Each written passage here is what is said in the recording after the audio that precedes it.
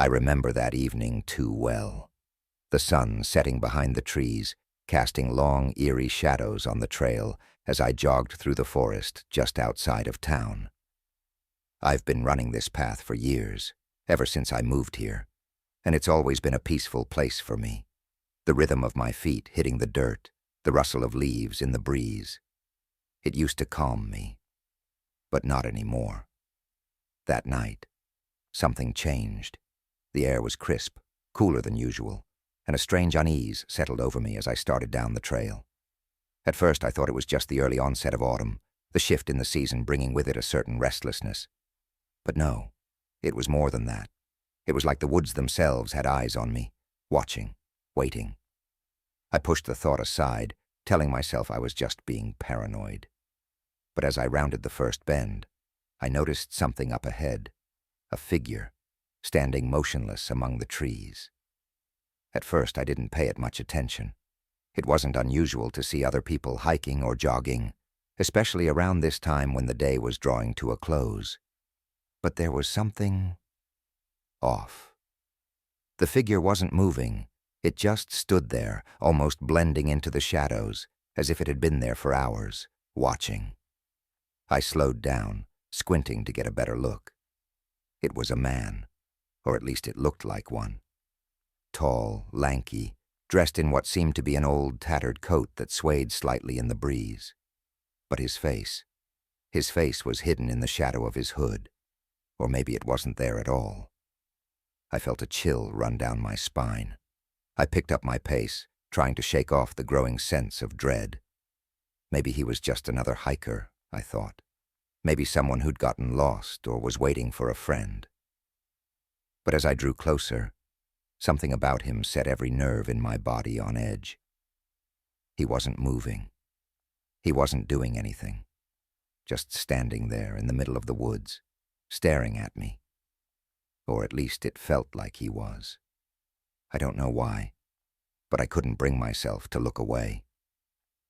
As I jogged past him, my eyes stayed locked on the figure, half expecting him to step out into my path or say something. But he didn't. He just remained frozen, like a statue, his face a dark void. I quickened my pace, my breath coming faster, my heartbeat thudding in my ears. When I finally passed him, I felt a surge of relief. But that relief was short-lived. A few minutes later, I glanced back. He was gone. I stopped in my tracks, looking around frantically. But there was no sign of him. No sound of footsteps, no rustle of leaves to indicate he'd moved. It was as if he had simply vanished into thin air. That's when the real fear kicked in. I sprinted the rest of the way home, the shadows growing longer, the trees pressing in on me from both sides. By the time I reached my front door, I was drenched in sweat, my mind racing with thoughts of what I'd just seen, or hadn't seen. Who was that man? And where did he go? That night I barely slept. Every time I closed my eyes, I saw him again, standing there, motionless, faceless, waiting. The next morning, I told myself it was nothing, just my mind playing tricks on me. But the nagging feeling wouldn't go away. I decided to ask around town, see if anyone else had seen anything strange on the trail. That's when I first heard the stories. They whispered about a man who roamed the woods, a ghost, some said. Others claimed he was a lost soul, trapped in the forest, searching for something, or someone, to drag back with him.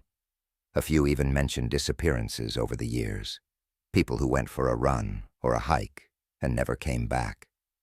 At first I didn't want to believe it, but as the days passed, the feeling that something was watching me grew stronger. I stopped going for runs, stopped walking through the woods altogether, but it didn't matter. I could still feel him, that figure in the trees, lurking just beyond the edge of my vision. It's been weeks now, and I haven't seen him again, not directly at least. But every night, I hear the sound of footsteps outside my window, slow and deliberate. And when I look out into the darkness, I swear I can see him, standing there at the edge of the woods, waiting. I don't know what he wants, and I don't think I want to find out. All I know is that the woods aren't safe anymore. Not for me, not for anyone. Because whatever is out there, it's watching, and it's patient. I can feel it getting closer every night. And one day, I know, it's going to take me too. Running had always been my sanctuary. After a long week of work, there was nothing better than hitting the city streets, especially late at night when the world felt quieter and the crowds thinned out. The rhythmic pounding of my feet on the pavement, the cool night air filling my lungs, the lights reflecting off rain-slicked streets. It all helped me clear my head. It was a Friday night, just after 11 p.m. The city still hummed with life, but my route took me away from the noise, through a quieter part of town. I felt free as I ran, lost in the repetition of my strides, the sound of my breathing, and the distant hum of traffic. I didn't need to think. I just moved. But tonight, something felt off. At first I shrugged it off as a bad vibe, maybe just exhaustion. But as I turned onto a side street, that unease crept up on me again. The streets here were darker, less lit, the flickering neon of the main roads now far behind me. I'd run this route 100 times, and yet tonight, I couldn't shake the sensation that something was wrong. It was subtle at first, a tingling on the back of my neck. I couldn't explain it, but I felt it, like eyes watching me. I scanned the area as I ran, but all I saw were empty streets, darkened storefronts, and shadows pooling beneath the lampposts. No one was there. Still, the sensation grew, gnawing at me, making me feel exposed, vulnerable. I forced myself to keep going. "You're just tired," I told myself. "It's all in your head." But my pace quickened, my pulse not just from the running now, but from a deep-rooted sense of dread. My body knew something my mind was too stubborn to admit. That's when I heard it, a faint shuffling sound just behind me. I froze mid-stride and spun around, my breath sharp in my throat. Nothing. The street behind me was empty, not a soul in sight. I stared down the darkened road, my eyes straining to catch any movement, any hint of what might be lurking in the shadows. But there was nothing, only the stillness of the night. I stood there, heart pounding, trying to rationalize the fear bubbling inside me. "Just keep running," I thought, turning back around. "Don't let paranoia get the better of you." But as I started again, the sound returned. Closer this time. A shuffling, uneven, as if someone or something was trailing me, keeping its distance but never far behind. I picked up the pace, my mind racing faster than my legs. I wasn't imagining it now. I could hear it, clear as day. That sound. That awful, dragging shuffle. It mimicked my steps, but slower, deliberate. And it was gaining on me. I glanced over my shoulder again. Still nothing. But that feeling, that oppressive weight of being watched, it hung over me like a suffocating blanket. I had to get out of here. My sprint turned desperate. My lungs burned. My legs screamed in protest, but I couldn't stop. That sound was growing louder, closer. And worse, I could hear something else now. A labored breathing, ragged and shallow, just behind me. I didn't dare look back this time. Whatever was following me, I didn't want to see it. I just needed to get away. The city streets twisted around me, familiar yet suddenly alien. I rounded a corner hoping to find safety in the noise and lights of the main road, but the street I turned into was quieter than I'd ever seen it. The shops were closed, their windows dark and lifeless. The street lamps buzzed faintly, casting long, eerie shadows that seemed to stretch towards me, grasping. Then I felt it. A chill, unnatural and sharp, ran down my spine, like ice fingers tracing my skin. The air around me grew colder. My breath came out in sharp, visible puffs, even though it wasn't that cold. And that's when I saw it. A shadow.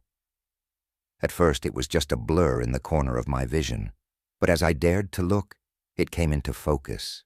A figure, dark and distorted, moving with a strange, fluid grace, just a few feet behind me. Its form was unclear, almost as if it was shifting, but its presence. There was something wrong about it, something unnatural. I tried to scream, but my voice caught in my throat, strangled by my rising panic. I pushed my legs harder, the adrenaline surging through my veins, but no matter how fast I ran, it kept pace. The sound of its footsteps, that terrible shuffling, filled my ears, louder than my own pounding heart. I knew it was right behind me, reaching out, closing in. I burst onto the main street at last, where the noise of cars and people snapped me back into reality. The city's chaotic energy flooded my senses, but even in the safety of the crowd, I felt its presence lingering. I turned, expecting to see it standing there watching, but there was nothing. Just the busy street behind me, life moving on as if nothing had happened. I stumbled to a stop, gasping for breath, my legs shaking. People passed by, oblivious, wrapped in their own lives, their own weekend routines. But I couldn't shake the feeling that it was still out there, lurking just beyond the edges of my vision, waiting. I made it home that night, but the terror stayed with me. I couldn't sleep. Every shadow, every creak in my apartment made my heart race, and sometimes, in the stillness of the night, I swear I can hear it, the faint shuffling sound, just outside my window. And I know, deep down, it's still following me. I never used to run. It wasn't my thing. But when you hit 35 and realize your body isn't what it used to be, you start finding ways to keep yourself in shape. That's how I ended up at the park every morning, same time, same route. It became a ritual, a way to escape the stress of work, the pressures of life. The park was my sanctuary, a small slice of peace in the city's chaos. And autumn mornings, they were the best. The air had that crisp, earthy scent, the leaves painting the world in fiery hues. It felt like I had the whole place to myself, especially early on before the joggers and dog walkers came out. That morning started like any other. I put in my earbuds, laced up my shoes, and hit the trail. My breath fell into a rhythm with my feet, the familiar crunch of leaves underfoot, a calming soundtrack. The sun was barely peeking over the horizon, casting long golden shadows across the path. But then, something caught my eye just off the trail. It was subtle, almost hidden under a pile of leaves, a small brown leather bag. At first I thought someone might have dropped it. People lose things all the time, right? Maybe a hiker or a woman out for a stroll. Curiosity got the best of me. I slowed down, glancing around to see if anyone was nearby. The park was empty, not a soul in sight. I bent down and picked up the bag, immediately noticing its weight. Heavier than it looked, definitely too heavy for just a wallet or keys. My fingers brushed the cold, worn leather, and I felt the faintest chill creep up my spine. Something wasn't right. I opened the clasp. The smell hit me first. It wasn't just musty. It was sickly sweet, metallic, like rust. And then I saw it. My stomach twisted in knots as I realized what was inside. Hair. Thick, tangled clumps of it. Different colors, different lengths, all matted together in a grotesque mess. My mind raced, trying to make sense of it. This wasn't normal. This wasn't lost and found. There was something disturbingly wrong with what I was holding. I dropped the bag, letting it fall back into the leaves. For a moment I just stood there, staring at it, my heart thudding in my chest. I wanted to run, to leave this horrifying discovery behind. But something rooted me to the spot. I don't know if it was shock or disbelief, but I couldn't move. Then I saw it. A small, silver glint. A locket. It had fallen out when I dropped the bag, catching the light in the morning sun. My hands were trembling, but I picked it up. It was cold against my skin, slick almost, like the metal was covered in a thin film of sweat.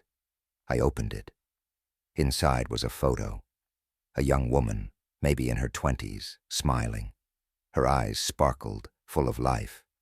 But in that moment, it felt like she was staring right through me, like her smile held some dark secret I wasn't supposed to know. My throat tightened as I realized what this all meant. This wasn't just a bag. It wasn't just hair. This was something far worse. A trophy. Some sick, twisted reminder of a life that had been taken. A violent, horrible act. My mind was racing now, trying to piece everything together, trying to figure out what to do. The police. I needed to call the police. I had to get out of here, get help, report what I'd found. But then I saw it. Just beyond the bag, carved into the bark of a nearby tree. 2 words. Words that sent ice through my veins. You're next. The letters were jagged, roughly etched into the wood, like they'd been scratched in a hurry. My heart slammed in my chest, adrenaline flooding my system. Whoever did this, whoever this belonged to, they were still out there. They could be watching me right now. I spun around, scanning the park, but it was empty, or at least it seemed that way. The shadows between the trees felt deeper now, the rustle of leaves suddenly ominous. My paranoia was in overdrive. Every sound, every shift in the wind felt like a threat. I shoved the locket into my pocket, the cold metal burning against my leg as I took off running. My legs moved faster than they ever had before, every breath a sharp, panicked gasp. The trail twisted and turned, but I knew it by heart. I just had to get back to the entrance, get to my car, get out. But as I ran, something changed. The park didn't feel familiar anymore. The trees seemed closer, the path narrower. I swear I heard footsteps behind me, matching my pace, but every time I glanced back there was nothing. Just empty space, and yet I couldn't shake the feeling that I was being watched, hunted. I could see the park gate up ahead, the exit in sight. Relief flooded through me. But then, just as I reached it, I felt a hand, ice cold, graze the back of my neck. I whipped around, but again, no one was there. I didn't wait. I bolted to my car, fumbled with the keys, and threw myself inside. I locked the doors, my chest heaving, my mind racing. The locket was still in my pocket, heavy and cold. I pulled it out, staring at the photo of the woman. Then, without warning, my phone buzzed. A message. I glanced down, my hands shaking as I unlocked the screen. You can't run forever. I stared at the message, my breath catching in my throat. My stomach dropped as I looked back toward the park, my eyes searching the shadows. And then I saw him, just standing there, watching. The hunt had only just begun.